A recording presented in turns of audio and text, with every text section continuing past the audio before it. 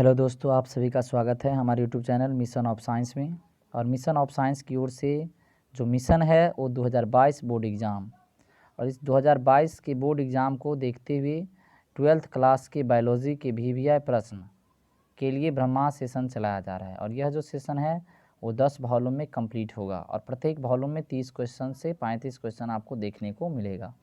और ये उन क्वेश्चनों को सेलेक्ट किया गया है जो बिहार बोर्ड में बार बार पूछा जाता है और इससे बाहर विद्यार्थी को पढ़ने की आवश्यकता नहीं पड़े, है ना। अनेकों प्रकार के guess, question bank, model paper की ज़रूरत विद्यार्थियों को पड़ता है ताकि उसको किसी प्रश्न का जो है आंसर करने में प्रॉब्लम ना हो। इसलिए आपको इन सभी समस्याओं से दूर कराने के लिए हमारा जो ये ब्रह्मास्त्र सेशन है वो आपको ब्रह्मास्त्र की तरह कारगर होगा। तो चलिए स्टार्ट करते हैं आज का वॉल्यूम 2।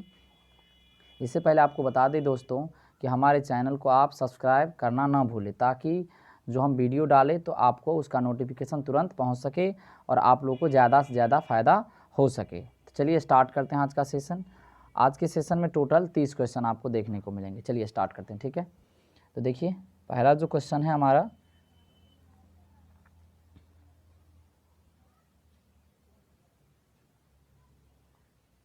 पहला क्वेश्चन कह रहा है कि इनमें से किसमें आंतरिक निषेचन होता है। इनमें से किसमें आंतरिक निषेचन होता है। दोस्तों आप लोग को बता दें कि जो निषेचन की प्रक्रिया होती है वो दो प्रकार के होते हैं। एक होता है आंतरिक निषेचन, इंटरनल फर्टिलाइजेशन, और एक होता है बाह्य निषेचन, एक्सटर्नल फर्टिलाइजेशन। तो इंटरनल फर्टिलाइजेशन कहने का मतलब जब फर्टिलाइजेशन जीव शरीर के अंदर होगा तो उसको क्या बोलेंगे, इंटरनल फर्टिलाइजेशन। और जब जीव जो है निषेचन की प्रक्रिया जीव शरीर के बाहर किसी माध्यम जैसे पानी, हवा, है ना, इसमें अगर होगा तो उसको बोला जाता है बाह्य निषेचन। तो पहले बात बता दें कि मछली जो है वो क्या होता है, उसमें बाह्य निषेचन होता है। एम्फीबियंस होते हैं उसमें जो है बाह्य निषेचन होता है। शैवाल जो है उसमें बाह्य निषेचन होता है। और एंजियोस्पर्म पादप, एंजियोस्पर्म जो होते हैं, पादप जो होते हैं वो क्या होते हैं, उसमें आंतरिक निषेचन होता है ना। द्विबीजपत्री जो पादप होता है उसमें क्या होता है, आंतरिक निषेचन होता है। तो इसका करेक्ट जो आंसर होगा ऑप्शन नंबर डी होगा, एंजियोस्पर्म। तो आपको ध्यान रखना है मछली में क्या होता है, एक्सटर्नल फर्टिलाइजेशन। एम्फीबियंस में क्या होता है, एक्सटर्नल फर्टिलाइजेशन। शैवाल में क्या होता है, एक्सटर्नल। ये भी ध्यान रखिएगा कि बोर्ड एग्जाम में पूछा जाता है। निषेचन कितने प्रकार के, दो प्रकार के, एक होता है आंतरिक और एक बाह्य निषेचन। तो आंतरिक निषेचन जीव शरीर के अंदर कंप्लीट होगा और बाह्य निषेचन जीव शरीर के बाहर किसी मीडियम में। इसके लिए मीडियम की जरूरत पड़ता है। आंतरिक बाह्य निषेचन के लिए बाहरी माध्यम की आवश्यकता पड़ती है, ठीक है। तो इसका जो करेक्ट आंसर होगा वो होगा ऑप्शन नंबर ए। तो पहला का correct answer option number A नहीं, डी, एंजियोस्पर्म। पहला का जो करेक्ट आंसर होगा वो होगा एंजियोस्पर्म, डी। दूसरा देखिए क्वेश्चन, आकार की यानी मॉर्फोलॉजिकली तथा आनुवांशिक रूप से समान जीव को क्या कहते हैं। यानी वैसा जीव जो मॉर्फोलॉजिकली और जेनेटिकली क्या होगा, सिमिलर होगा, उसको क्या बोलेंगे। तो जो जीव क्या होगा, आकार की रूप से और आनुवांशिक रूप से क्या होगा, समान होगा, उस जीव को क्लोन कहा जाता है। यानी जो जीव मॉर्फोलॉजिकली और जेनेटिकली क्या होते हैं, सिमिलर होते हैं, उसको क्या बोलते हैं, क्लोन। तो इसका जो करेक्ट आंसर होगा क्या होगा, इसका जो करेक्ट आंसर होगा ऑप्शन नंबर ये होगा। इसका जो करेक्ट आंसर होगा ऑप्शन नंबर ए, क्लोन। और ये भी ध्यान रखिएगा क्लोन का निर्माण प्रायः ए सेक्सुअल रिप्रोडक्शन में होता है। क्लोन का निर्माण किस में होता है, ए सेक्सुअल रिप्रोडक्शन में। तो ये भी ध्यान रखिएगा, पूछा जाएगा कि क्लोन का निर्माण किस में होता है, तो ए सेक्सुअल रिप्रोडक्शन में, ठीक है। चलिए दूसरा क्वेश्चन का जो करेक्ट आंसर होगा वो होगा क्लोन, ठीक है, ए। तीसरा क्वेश्चन जो कह रहा है वो कह रहा है कि कॉपर टी रोकता है। कॉपर टी किसको रोकता है, तो कॉपर टी जो है वो निषेचन को रोकता है। किसको रोकता है, निषेचन। यहाँ ओव्यूलेशन लिखा गया, निषेचन, इसका फर्टिलाइजेशन होगा, ये नहीं होगा फर्टिलाइजेशन। तो जो है कॉपर टी किसको रोकता है, निषेचन को रोकता है। यानी अंडाणु और शुक्राणु को ये मिलने नहीं देता है, क्योंकि ये कॉपर टी क्या करते हैं, कॉपर्स आयन रिलीज करते हैं, ठीक है, जो क्या करते हैं, स्पर्म को मार देता है, ठीक है। तो इसका जो करेक्ट आंसर होगा, कॉपर टी किसको रोकता है, निषेचन को रोकता है। तो तीसरा का जो करेक्ट आंसर होगा वो होगा निषेचन, फर्टिलाइजेशन, ठीक है। और फर्टिलाइजेशन किसको कहते हैं, अंडाणु और शुक्राणु का मिलना ही क्या कहलाता है, फर्टिलाइजेशन, यानी, ठीक है। स्पर्म और ओवा का जब जो संलयन होता है उसको क्या बोलते हैं, निषेचन, ठीक। तो इसका जो करेक्ट आंसर होगा ऑप्शन नंबर ए। चौथा क्वेश्चन देखिए, चौथा जो क्वेश्चन कर रहा है, एक नर युग्मक यानी मेल गैमीट और अंड कोशिका एग सेल के केंद्रक के साथ संलयन नरयुग्मक और अंड कोशिका, नरयुग्मक और अंड कोशिका, एग सेल के केंद्रक के साथ संलयन क्या क्या कहलाता है? संलयन क्या कहलाता है? त्रिक संलयन कहलाता है। जब नरयुग्मक अंड कोशिका के केंद्रक के साथ मिलता है तो उसको ट्रिपल फ्यूजन कहा जाता है। क्या कहा जाता है? ट्रिपल फ्यूजन, त्रिक संलयन। तो इसका करेक्ट आंसर होगा triple fusion, option number B. 5वां है what is the name of hormone released by corpus luteum, यानी कॉर्पस ल्यूटियम के द्वारा रिलीज होने वाला हार्मोन। तो कॉर्पस ल्यूटियम किसको कहते हैं? तो जब ओव्यूलेशन के बाद ग्राफियन फॉलिकल का जो पार्ट बच जाता है, ओव्यूलेशन के बाद ग्राफियन फॉलिकल का जो पार्ट बचता है उसको कहते हैं कॉर्पस ल्यूटियम। और ये कॉर्पस ल्यूटियम जो है प्रोजेस्टेरॉन नामक स्त्री हार्मोन यानी सेक्रेट करता है। तो कॉर्पस ल्यूटियम के द्वारा क्या सेक्रेट होता है? प्रोजेस्टेरॉन। तो आपको ये भी ध्यान रखना है कॉर्पस ल्यूटियम क्या है? तो ग्राफियन फॉलिकल के फटने के बाद जो ओभा बाहर निकलता है और शेष पार्ट जो बच जाता है उसको प्रोजेस्टेरॉन क्या कहता है? कॉर्पस ल्यूटियम कहा जाता है। और कॉर्पस ल्यूटियम एक इंडोक्राइन ग्लैंड की तरह काम करता है, अंतःस्रावी ग्रंथि की तरह कार्य करता है। और जो सेक्रेट क्या करता है? प्रोजेस्टेरॉन नामक स्त्री हार्मोन सेक्रेट करता है। तो इसका जो करेक्ट आंसर होगा ऑप्शन नंबर सी होगा। इसका जो करेक्ट आंसर होगा ऑप्शन नंबर सी, प्रोजेस्टेरॉन। ठीक है। 5वां जो कह रहा है कि पीसीआर विधि आवश्यक है। पीसीआर पॉलीमरेज चेन रिएक्शन विधि किसके लिए आवश्यक है? डीएनए के संश्लेषण के लिए, प्रोटीन के संश्लेषण के लिए, एमिनो अम्ल के संश्लेषण के लिए, डीएनए एम्प्लीफिकेशन। तो जो है पीसीआर जो है वो डीएनए के एम्प्लीफिकेशन के लिए क्या होते हैं? जरूरी होते हैं। क्या होते हैं? पीसीआर जो मेथड है वो डीएनए के एम्प्लीफिकेशन के लिए क्या होते हैं? आवश्यक होते हैं। ठीक है। डीएनए के एम्प्लीफिकेशन के लिए पीसीआर विधि का प्रयोग जो है वो किसके लिए किया जाता है? डीएनए के एम्प्लीफिकेशन के लिए। इसका जो करेक्ट आंसर होगा ऑप्शन नंबर डी। तो आपको ध्यान रखना है, बहुत बहुत इंपॉर्टेंट क्वेश्चन है ये। पीसीआर का पूरा नाम क्या होता है? Polymerase chain reaction, polymerase chain reaction. इसके द्वारा क्या होता है? डीएनए का संवर्धन, डीएनए की बहुत सारे कॉपियाँ बनाया जाता है। ठीक है, कम समय में। 7वां है दात्र कोशिका अरक्ता में बीटा ग्लोबिन श्रृंखला में ग्लूटामिक अम्ल का निम्न एमिनो अम्ल में प्रतिस्थापन है। Sickle cell anaemia the flowing amino acid replaced glutamic acid in beta globin chain. यानी सिकल सेल एनीमिया जो होता है उसमें ग्लूटामिक अम्ल के स्थान पर ग्लूटामिक अम्ल है ना वो बीटा ग्लोबिन है ना, बीटा चेन जो होता है वो जो देखिए हीमोग्लोबिन जो होता है उसमें 2 चेन होते हैं है ना, 2 प्रकार के चेन होते हैं। कितने प्रकार के चेन होते हैं? 2 प्रकार के, एक अल्फा चेन होता है और एक बीटा चेन होता है। और ये 4 चेन होता है। हीमोग्लोबिन में कितने चेन होते हैं? 4 चेन होते हैं, 2 अल्फा चेन का और 2 बीटा चेन का। तो हीमोग्लोबिन के जो बीटा चेन के 6ठे पोजीशन पे जो ये जो है ग्लूटामिक एसिड रहता है उसका जो प्रतिस्थापन वैलीन में हो जाता है। किस में हो जाता है? वैलीन में। यहाँ ध्यान रखिएगा हीमोग्लोबिन में कितने चेन होते हैं? 4 चेन, 2 अल्फा चेन और 2 बीटा। और ये जो हीमोग्लोबिन होता है कितने एमाइनो एसिड से मिलकर के बना होता है? ये भी पूछ सकता है आपको क्वेश्चन में कि हीमोग्लोबिन कितने एमाइनो एसिड से मिलकर के बना होता है। तो आपको ध्यान रखना है हीमोग्लोबिन जो है वो आपको 574, कितना? 574। ये भी ध्यान में रखिएगा कि हीमोग्लोबिन जो है उसका जो उसमें जो चेन होता है अल्फा और बीटा, 2 अल्फा होता है और 2 बीटा होता है। और हीमोग्लोबिन में टोटल जो चेन जो बना होता है एमाइनो एसिड का बना होता है। तो ये ध्यान रखिएगा कि हीमोग्लोबिन कितने एमाइनो एसिड से बना होता है। तो हीमोग्लोबिन जो है वो 574 एमाइनो एसिड से बना होता है। कितने से बना होता है दोस्तों?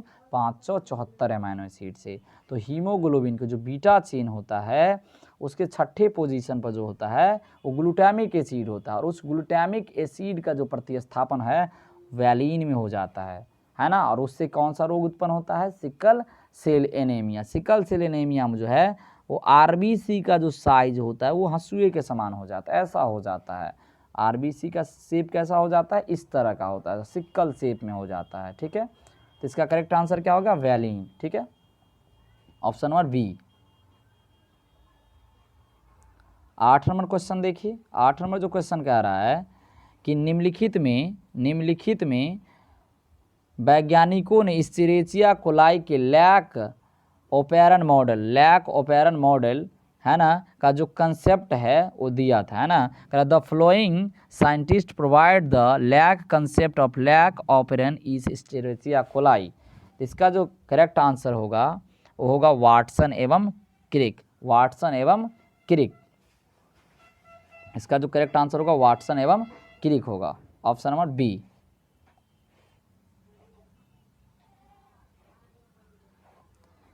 इसके बाद 9 नंबर का जो क्वेश्चन कह रहा है, 9 नंबर का क्वेश्चन कह रहा है, चार्ल्स डार्विन ने जिस जहाज पर अपनी समुद्री यात्रा किया उसका नाम क्या था। एक बात बता दे, चार्ल्स डार्विन जिन्होंने नेचुरल सिलेक्शन थ्योरी प्राकृतिक चयन का सिद्धांत दिया है ना, उन्होंने जो है अपने यात्रा के लिए उसको सरकार की ओर से संसार की यात्रा करने का मौका मिला था, तो उसके लिए उन्होंने समुद्री मार्ग को चुना और उस समुद्री मार्ग के लिए उन्होंने समुद्री जहाज, उस जहाज का नाम था MHS विगल। क्या नाम था? MHS विगल नामक जहाज था। उस जहाज का क्या नाम था? MHS विगल नामक। तो आपसे क्वेश्चन पूछा जाए कि चार्ल्स डार्विन में कौन सा सिद्धांत दिया था, चार्ल्स डार्विन ने किस सिद्धांत का प्रतिपादन किया था, तो उसका नाम था natural selection theory. Natural selection theory, प्राकृतिक चयन का सिद्धांत। और उन्होंने अपना जो सिद्धांत है वो एक पुस्तक में प्रकाशित किया था। उन्होंने अपना जो सिद्धांत है वो एक पुस्तक में प्रकाशित किया था। उसका नाम आप लोगों को कमेंट बॉक्स में बताना है ना। चलिए 11 नंबर क्वेश्चन है, इनमें से प्रोटोजोआ परजीवी द्वारा संचारित रोग कौन सा है, यानी प्रोटोजोआ परजीवी के द्वारा होने वाला रोग कौन है। अमीबियता, मलेरिया, कालाजार और इनमें से सभी। तो जो देखिए ये जो अमीबियता है यानी एमीबियसिस, ये जो अमीबियसिस है ये भी किसके द्वारा होता है? प्रोटोजोआ के द्वारा होता है। मलेरिया भी किसके द्वारा होता है? प्रोटोजोआ के द्वारा होता है। कालाजार भी किसके द्वारा होता है? प्रोटोजोआ के द्वारा होता है। तो यानी इसका जो करेक्ट आंसर होगा डी, इनमें से सभी। 12 नंबर क्वेश्चन देखिए, 12 नंबर जो क्वेश्चन कह रहा है वो कह रहा है कि इनमें से प्रत्युर्जता उत्पन्न करने वाली बीमारी कौन है ना, यानी जो है एलर्जी उत्पन्न करने वाली बीमारी कौन सा है। तो उसका जो आंसर होगा, करेक्ट आंसर हे ज्वर। इसका जो करेक्ट आंसर क्या होगा? हे ज्वर। ठीक है, 12 का जो करेक्ट आंसर होगा वो ऑप्शन नंबर बी, हे ज्वर होगा। ठीक है, हे फीवर। 13 नंबर देखिए, 13 नंबर जो क्वेश्चन कह रहा है, 13 नंबर जो क्वेश्चन कह रहा है कि पौधे की प्रत्येक कोशिका के अंदर एक नए पौधे को जन्म देने की क्षमता होती है। कोशिकाओं के इस आनुवांशिक गुण को क्या कहते हैं, यानी पौधे के प्रत्येक कोशिका के अंदर नए पौधे को जन्म देने की क्या होती है? कैपेसिटी होती है। उस कोशिका के आनुवांशिक गुण को क्या कहते हैं? इसके जो जेनेटिक जो गुण होता है उसको क्या कहते हैं? तो उसको कहा जाता है सेलुलर टोपिपोटेंसी। सेलुलर टोपिपोटेंसी क्या कहा जाए? इसका करेक्ट आंसर क्या होगा? ये ध्यान रखिएगा, बहुत बहुत इंपॉर्टेंट क्वेश्चन है। Cellular totipotency, cellular totipotency. तो इसका जो करेक्ट आंसर होगा option number C. 14 number question देखिए, ये बहुत बहुत इंपॉर्टेंट क्वेश्चन है। ये क्वेश्चन जो है आपको 2 नंबर के लिए भी कारगर साबित हो सकता है, तो ज़रा सुनिएगा। इसका जो 2 नंबर जो क्वेश्चन है, बायोगैस से मिश्रित गैसों का नाम क्या है? बायोगैस वो किसका मिश्रण होता है, किन किन गैसों का मिश्रण होता है बायोगैस? तो जो है ऑप्शन नंबर ये है CH4 मीथेन, H2S, CO2 और CO, यानी जो है methane, hydrogen sulphide, carbon dioxide और कार्बन मोनोऑक्साइड। ये या ऑप्शन नंबर बी जो कह रहा है कि जो CH4, H2S और CO2, option number C CH4, CO2, option number C जो है डी जो है CO, CH4 और H2S। तो इसका जो करेक्ट आंसर होगा ऑप्शन नंबर बी होगा, मीथेन, हाइड्रोजन सल्फाइड और कार्बन डाइऑक्साइड। ठीक है, और इसका जो बायोगैस का जो मेन मुख्य जो घटक होता है, मेन कंपोनेंट जो होता है ना, वो क्या होता है? मीथेन होता है। क्या होता है? मीथेन। इसी बायोगैस का नाम है गोबर गैस भी कहा जाता है। ठीक है, तो बायोगैस का जो मिश्रण होता है वो क्या होता है? बायोगैस किन किन गैसों का मिश्रण होता है?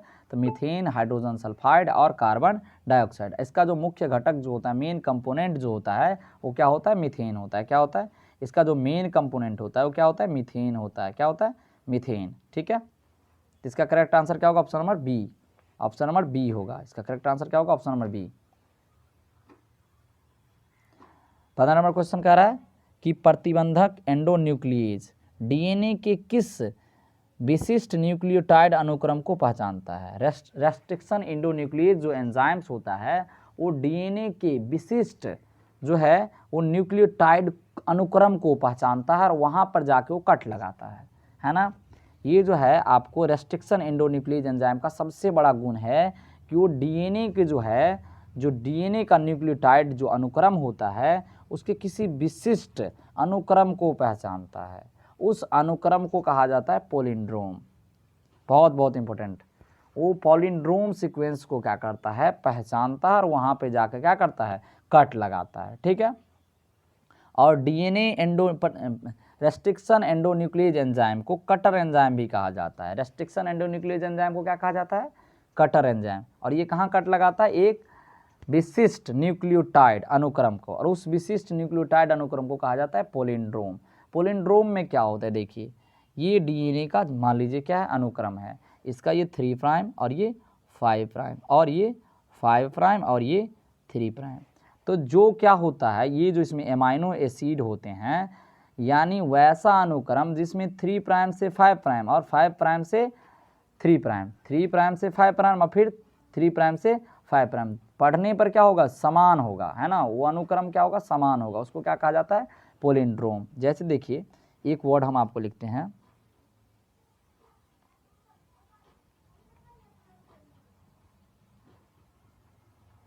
मलयालम। इधर से ही पढ़िए MALYALAM मलयालम, और इधर से पढ़िए MALYALAM। इस तरह का जो सीक्वेंस होता है, यानी 3 प्राइम से 5 और फिर 5 प्राइम से 3 की ओर आने पर दोनों अनुक्रम क्या होगा, दोनों का जो होगा अनुक्रम क्या होगा, समान होगा। तो उसको क्या कहा जाता है, पॉलिंड्रोम। तो कहाँ कट लगाता है, पॉलिंड्रोम वाले सीक्वेंस पे। ठीक है। और इसको कटर एंजाइम भी कहा जाता है।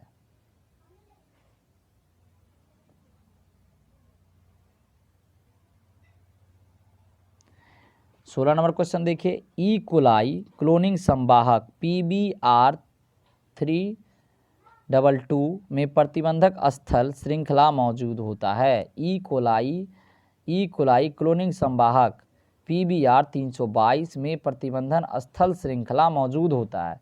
वो कहाँ मौजूद होता है, तो EcoRI। ये इंपॉर्टेंट क्वेश्चन है, इसको आप नोट डाउन कर लीजिए। इस जो क्वेश्चन है इसको नोट डाउन कर लीजिए। इसका जो आंसर होगा EcoRI, option number A. 17 question देखिए, जो कह रहा है रिट्रोवायरस यानी पस्त विषाणु सामान्य जंतु कोशिका को किन कोशिका में रूपांतरित कर देता है ना। रिट्रो जो वायरस है वो सामान्य जंतु कोशिका को कैंसर सेल में क्या कर देता है, चेंज कर देता है। रिट्रो वायरस कैंसर सेल में क्या कर देता है, उसको चेंज कर देता है। इसका जो करेक्ट आंसर होगा ऑप्शन नंबर सी होगा। 18 देखिए, गोल्डन राइस। गोल्डन राइस में कौन सा पदार्थ अधिक मात्रा में पाया जाता है, तो गोल्डन राइस में जो सबसे अधिक मात्रा में जो पाया जाता है वो होता है बीटा कैरोटीन। क्या होता है, बीटा कैरोटीन। गोल्डन राइस में सबसे अधिक मात्रा में पाए जाने वाला पदार्थ का नाम है बीटा कैरोटीन। और विटामिन जो है वो विटामिन ए, बहुत बहुत इंपॉर्टेंट, ये भी याद रखिएगा कि गोल्डन राइस में कौन सा विटामिन पाया जाता है, तो विटामिन ए, विटामिन ए। और सबसे ज़्यादा मात्रा में पाया जाने वाला पदार्थ बीटा कैरोटीन। ठीक है। तो इसका जो करेक्ट आंसर होगा वो होगा ऑप्शन नंबर ए। 19 का देखिए, जीन चिकित्सा, जीन थेरेपी। जीन थेरेपी का पहले प्रयोग किस वर्ष किया गया था, जीन थेरेपी का पहले प्रयोग किस वर्ष किया गया था, तो 1990 ईस्वी में। और जीन चिकित्सा क्या है, तो जीव शरीर से हानिकारक जीन को हटा करके स्वस्थ जीन को क्या करना, डालना, जीन चिकित्सा कहलाता है। ठीक है, ये भी याद रखिए, यानी खराब जीन को हटा करके स्वस्थ जीन को उसके स्थान पर क्या कर देना, मतलब प्रतिस्थापित कर देना, जीन चिकित्सा कहलाता था। जीन चिकित्सा का पहले प्रयोग 1990 ईस्वी में किया गया था। तो इसका करेक्ट आंसर होगा ऑप्शन नंबर सी। इसके बाद 21 नंबर जो क्वेश्चन कह रहा है कि मुर्रा, सुरती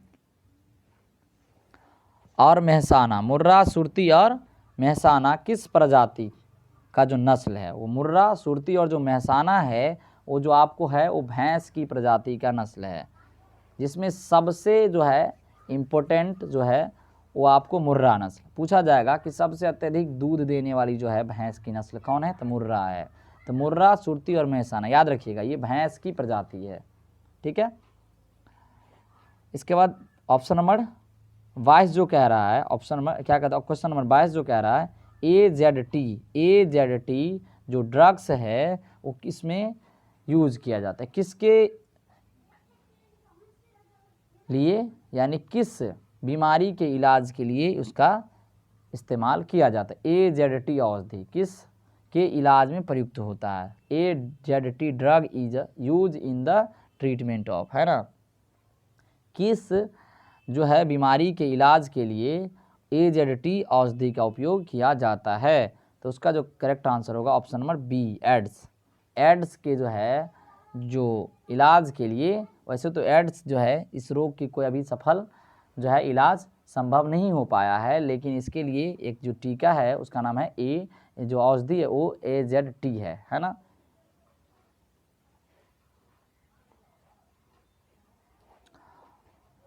क्वेश्चन नंबर 23 का DNA को देखने के लिए प्रयोग किया जाता है। DNA को देखने के लिए किसका प्रयोग किया जाता है, अगर DNA को देखना है तो इसके लिए किसका प्रयोग किया जाता है। ऑप्शन नंबर ए कह रहा है इथिडीन ब्रोमाइड, ऑप्शन बी कह रहा है aniline blue, option number C कह रहा है सफ्रिनिन, और ऑप्शन नंबर डी कह रहा है फास्ट ग्रीन। तो इसका जो करेक्ट आंसर होगा, यानी DNA को देखने के लिए इथिडियम ब्रोमाइड इसका प्रयोग किया जाता है। ये ध्यान रखिए, बहुत इंपॉर्टेंट क्वेश्चन है ये, आप नोट कर सकते हैं इस क्वेश्चन को। DNA को देखने के लिए जो है वो इथिडियम ब्रोमाइड का प्रयोग किया जाता है। तो इसका जो करेक्ट आंसर होगा ऑप्शन नंबर ए होगा, ठीक है, इथिडियम ब्रोमाइड।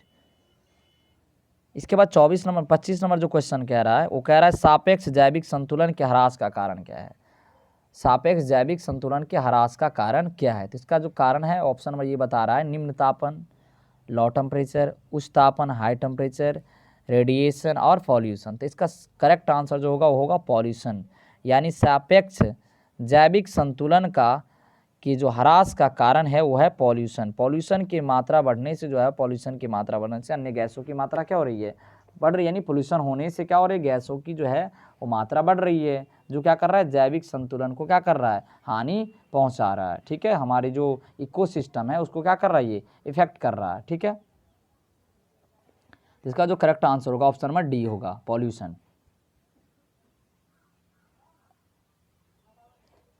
26 देखिए, हरे पौधे उत्पादक होते हैं, जो हरे पौधे उत्पादक होते हैं, उत्पादक किसको जो क्या कहते हैं, हरे पौधक यानी प्रोड्यूसर, है ना, यानी जो क्या करता है भोजन निर्माण करेगा वो उत्पादक कहलाएगा। तो क्या करता है ये जो है पौधा, वो प्रकाश संश्लेषण में क्या होता है, सूर्य के प्रकाश को क्या कर देता है, रासायनिक ऊर्जा में चेंज कर देता है, यानी प्रकाश ऊर्जा को रासायनिक ऊर्जा में बदल देता है ना। तो इसका जो करेक्ट आंसर होगा ऑप्शन नंबर ये होगा। तो पौधा का काम क्या है, प्रकाश ऊर्जा को रासायनिक ऊर्जा में बदल करके भोजन का निर्माण करना, ठीक है। तो उत्पादक किसको कहते हैं, तो वे सभी पौधे जो क्या करता है, प्रकाश ऊर्जा को रासायनिक ऊर्जा में बदल करके अपना भोजन बनाता है, उसको क्या बोलते हैं, उत्पादक कहा जाता है, ठीक है। तो इसका करेक्ट आंसर होगा ऑप्शन नंबर ए।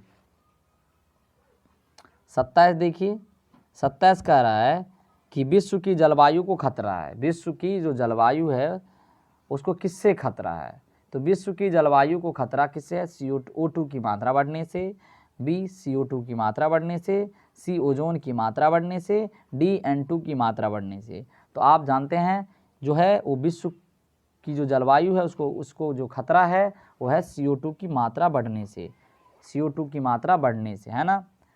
तो विश्व की जलवायु को खतरा है CO2 की मात्रा बढ़ने से। तो इसका करेक्ट आंसर होगा ऑप्शन नंबर बी, CO2 की मात्रा बढ़ने से। 27 का। 28 का देखिए, गंगा जल में शव को प्रवाहित करने से क्या होता है। देखिए आजकल जो है थोड़ा कुछ धार्मिक प्रवृत्ति के जो लोग होते हैं वो क्या करते हैं, शवों को क्या करते हैं, गंगा जल में क्या करते हैं, अर्ध जल है आधा जला करके गंगा जल में क्या कर देते हैं, प्रवाह कर देते हैं, है ना।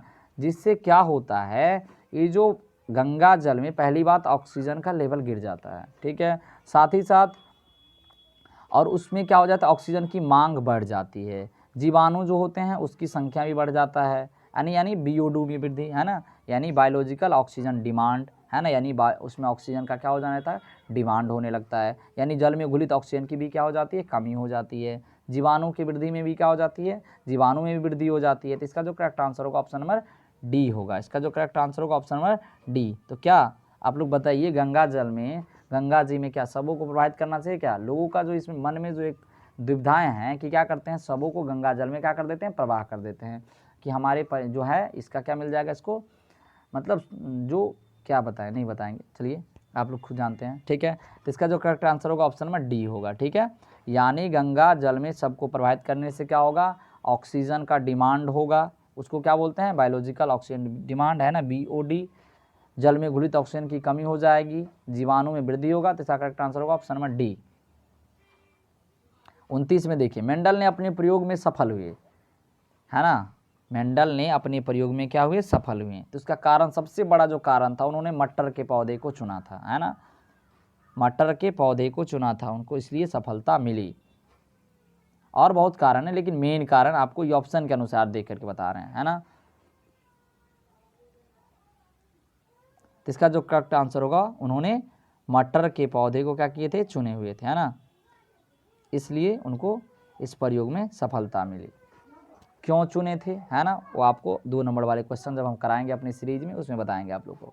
इसके साथ साथ मेंडल को आनुवांशिकी का पिता भी कहा जाता है, मेंडल को आनुवांशिकी का पिता कहा जाता है ना, फादर ऑफ जेनेटिक्स। तो इसका जो करेक्ट आंसर होगा ऑप्शन नंबर ए होगा, उन्होंने मटर के पौधे को चुना था। 30 देखिए, कह रहा है ट्रांसक्रिप्शन के लिए एंजाइम जरूरी होता है, यानी ट्रांसक्रिप्शन के लिए कौन सा एंजाइम जरूरी होता है। पहला DNA पॉलीमरेज, दूसरा कह रहा है RNA पॉलीमरेज, तीसरा कह रहा है एंडोन्यूक्लियस, और चौथा कह रहा है इनमें से सभी। तो इसका जो करेक्ट आंसर होगा ये आप नोट डाउन कर लीजिए, ये बहुत बहुत इंपॉर्टेंट क्वेश्चन है, ठीक है। तो इसका जो करेक्ट आंसर होगा ऑप्शन नंबर बी होगा, RNA पॉलीमरेज, RNA पॉलीमरेज। और मैं आप लोग के लिए एक खुशखबरी की बात ये भी कहना चाहता हूँ कि इस सेशन की जो जब कंप्लीट हो जाएगा, ये जो 10 वॉल्यूम कंप्लीट हो जाएगा, तो हम आप लोगों के लिए 2 नंबर वाले और 5 नंबर वाले क्वेश्चन के लिए भी सीरीज चलाएंगे, और उसमें उतना ही क्वेश्चन पढ़ाया जाएगा जो बिहार बोर्ड में डायरेक्ट पूछा जाएगा, ठीक है। तो ये अगर आप लोग चाहते हैं कि हमारा सेशन आप तक पहुँचे, तो आप क्या करिए, हमारे चैनल को सब्सक्राइब और लाइक करिए तथा अपने दोस्तों में शेयर करिए। और हम इसलिए इसको थोड़ा दिमाग में ये क्वेश्चन मतलब चला रहे हैं कि ये 2 नंबर वाले और 5 नंबर वाले भी सीरीज चलाएंगे। बहुत बच्चे को ये भी रहता है कि हम कौन क्वेश्चन पढ़े, कौन क्वेश्चन नहीं पढ़े, है ना, किस क्वेश्चन को पढ़े और किस क्वेश्चन को नहीं पढ़े, ठीक है। तो इसलिए हम आप लोगों को 2 नंबर वाले और 5 नंबर वाले 40 से 50 क्वेश्चन करा देंगे। 30 क्वेश्चन आपको 2 नंबर वाले और 10 क्वेश्चन 5 नंबर वाले करा देंगे। वही सारे क्वेश्चन आप पढ़ लीजिएगा, तो आपको बिहार बोर्ड के जो एग्ज़ाम होगा उसमें उतने से आपको सारा क्वेश्चन बन जाएगा। तो अगर चाहते हैं कि हम ये सीरीज लाएँ, तो हमारे चैनल को लाइक, सब्सक्राइब और अपने दोस्तों तक शेयर करें, ताकि हम आप लोगों को ज़्यादा से ज़्यादा मतलब लाभ पहुंचा सकें, है ना, ठीक है। धन्यवाद।